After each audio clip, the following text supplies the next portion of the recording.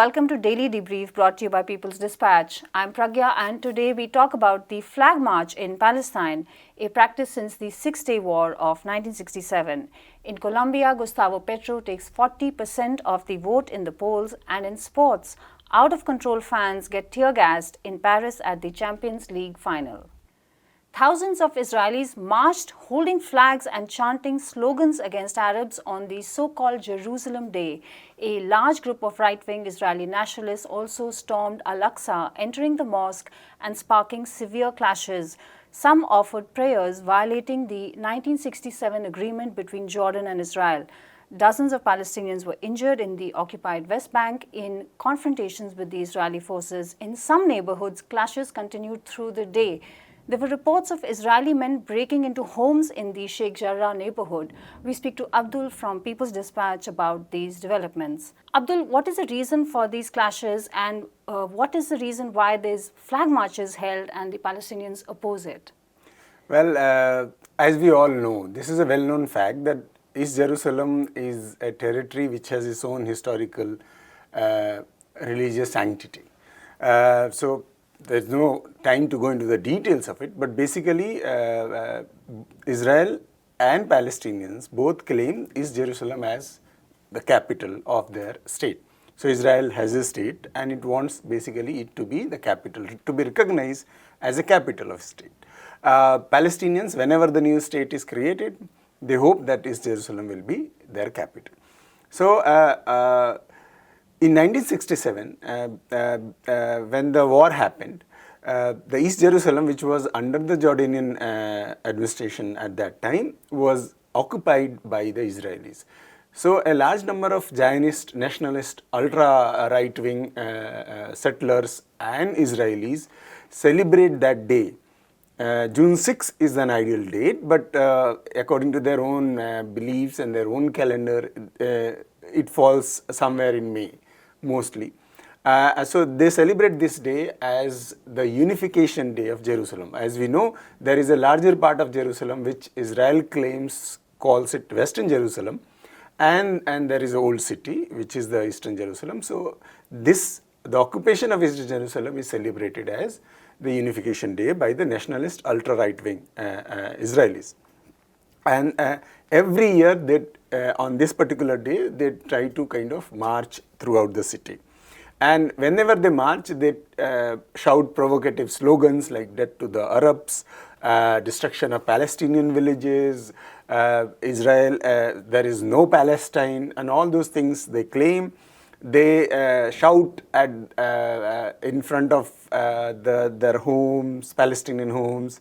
They try to storm into the Al-Aqsa mosque. This time, in fact, the Israeli state officially allowed more than 2,000 people these ultra-nationalists to go inside the Al-Aqsa compound and raise Israeli flags. Some of them were seen also praying.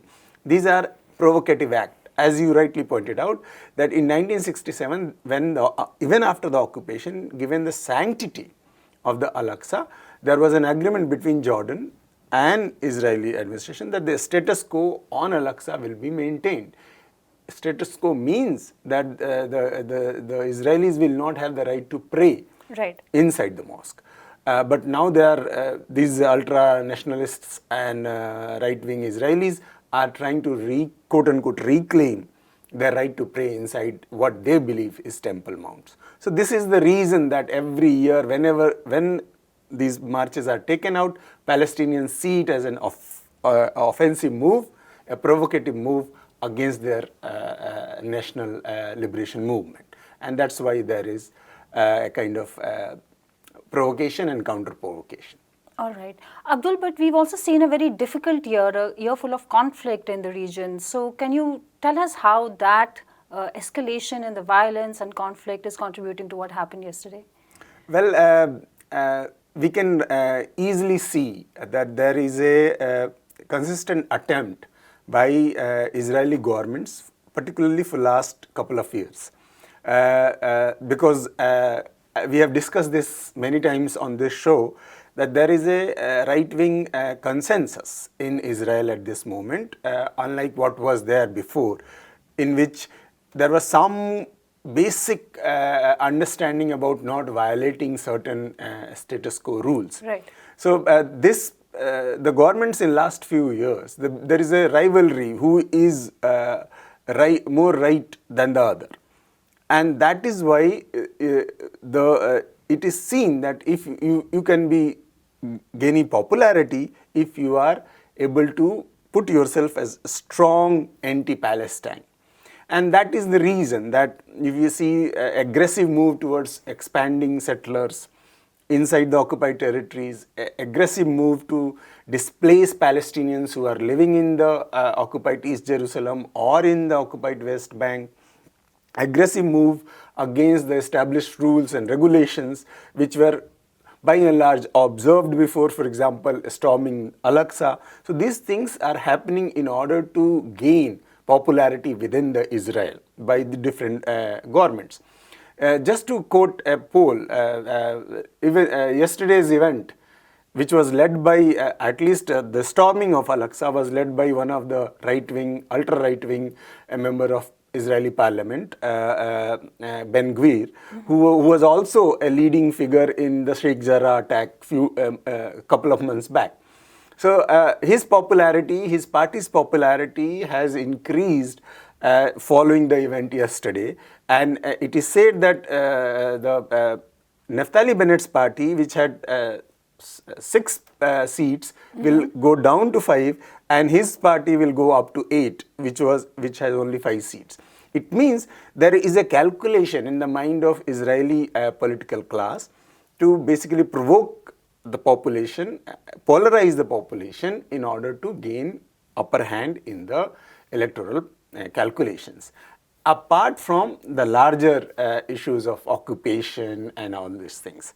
So the recent violence can be explained in terms of electoral politics, and the larger, of course, approach is the occupations approach, of course. All right, Abdul, thanks very much for that update. Progressive leader Gustavo Petro has won 40% of the votes in the Colombian presidential poll. There will be a runoff in mid-June to pick the winner.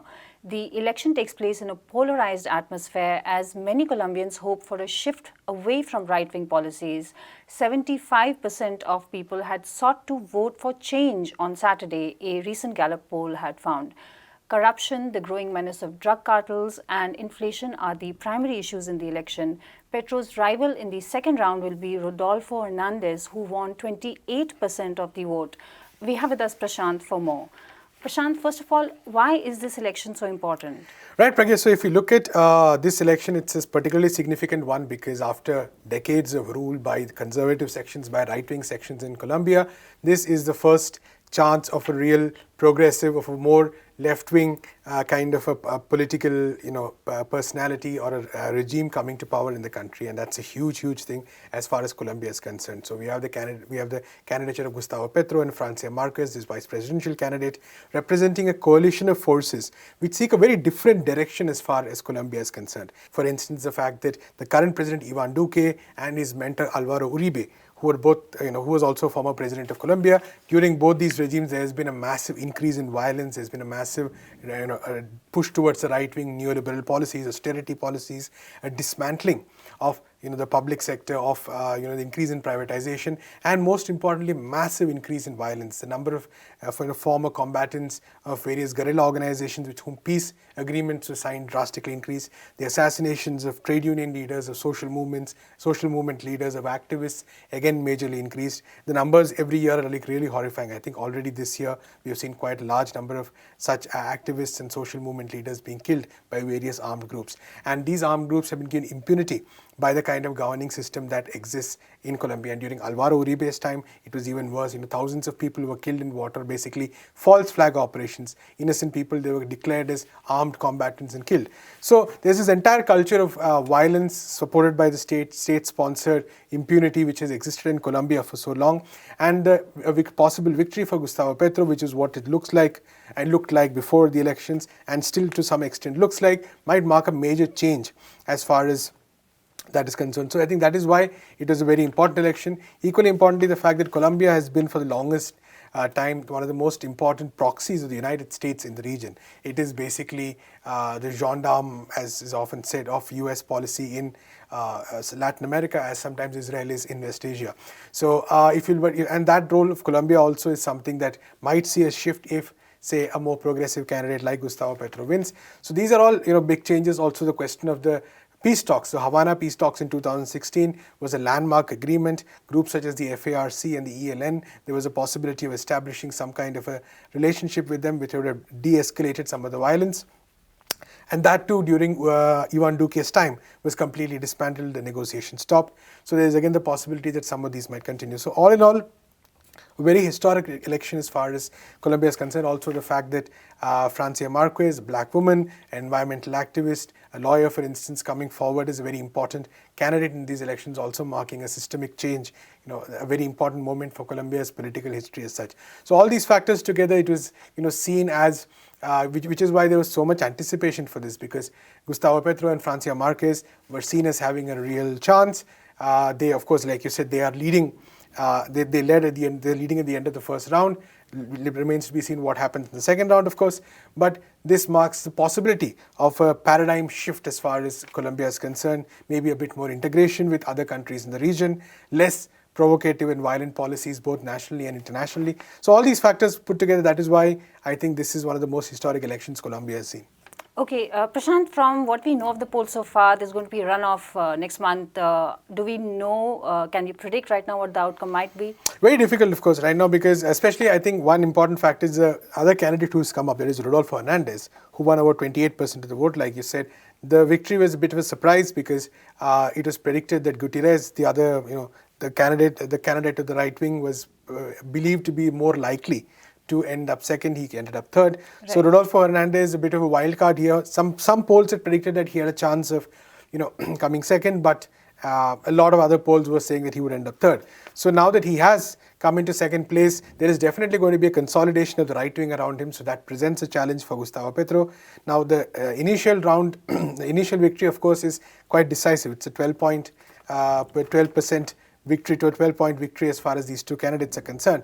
But we will see a massive consolidation of the right wing around Hernandez. Hernandez, of course, going around with this anti-corruption agenda, which he chased out again and again. Although he himself is accused of a number of corruption cases, he's also taken a varying number of positions, some of which seem interesting, say on the issue of Venezuela, or engaging with Venezuela, on the issue of the peace talks, for instance, which are interesting. But the question is, he's also changed his position on these a lot of times. And once the right wing consolidates around him, the question is whether he will actually even stick to some of these positions is a really big question.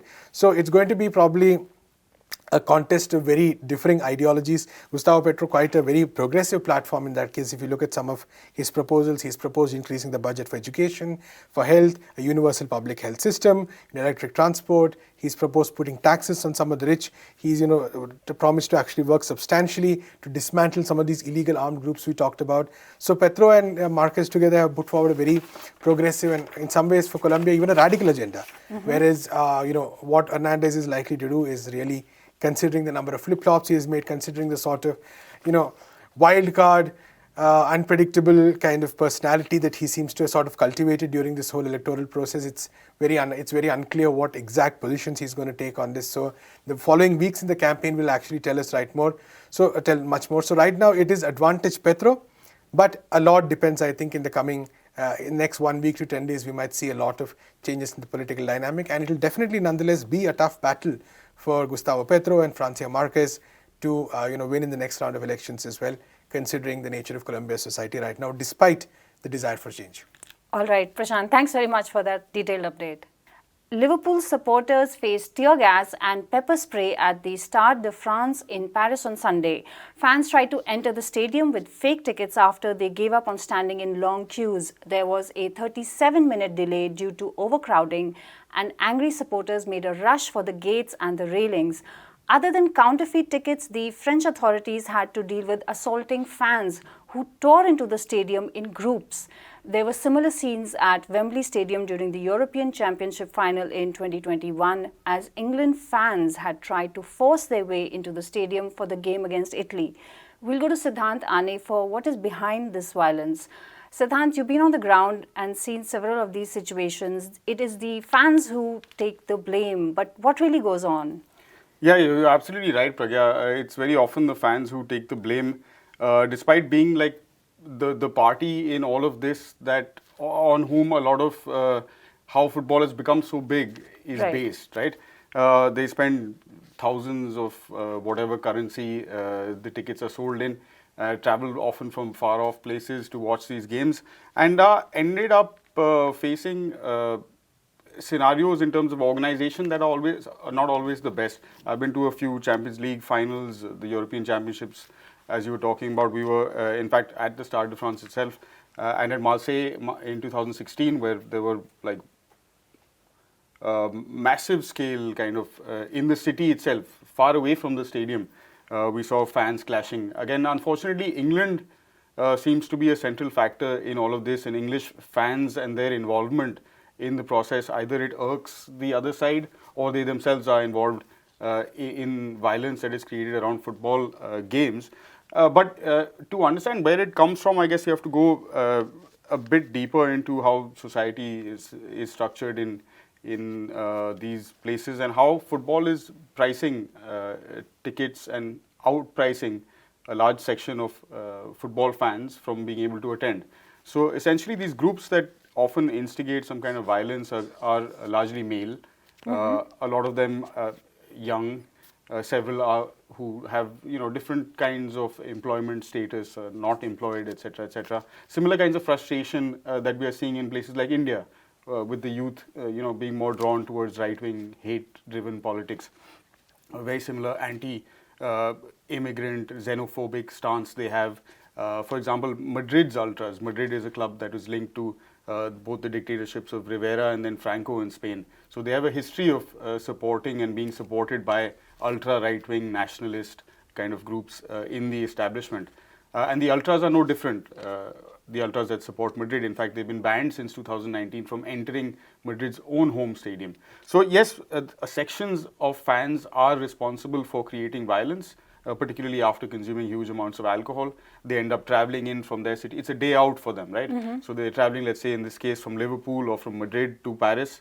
They spend the entire day before the match drinking in preparation for this big event. And by the time many of them reach the stadium, they're already in a state of, perhaps not so much control. Right. And then things happen, and I've witnessed how the French riot police deal with these kind of scenarios. So there is a lot of police high-handedness and extreme force with which some of these, sometimes innocent fans as well, are dealt with, just because they get caught up in the melee, as it were. But yeah, I mean, it also goes into things like, if you look at where Saint Denis is, it's a multicultural neighborhood. Over the years, the demographic profile has changed a lot. So you find a very vibrant, mixed community in the area, and it's a pretty peaceful place by and large. Okay. Even though the narrative exists in a place like France, right, where the suburbs are filled with violence, only Right. because more black people and more immigrants live there. Now, the Stade de France itself was constructed for the '98 World Cup final, which was celebrated in France as a victory of black, brown, and white, that kind of Right. multicultural modern France. Unfortunately, the realities are quite different. And when these mega events come, although people talk of legacy and things like that, it doesn't always, or doesn't often actually translate to the people who live in these parts of the world. In fact, even access to an event Right. such as this is extremely difficult.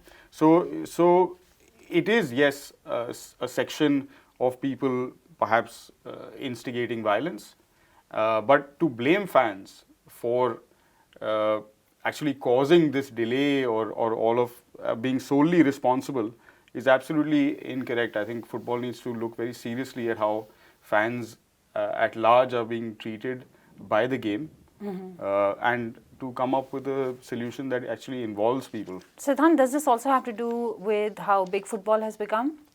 Yeah, it absolutely does. I mean, events around football games are not new.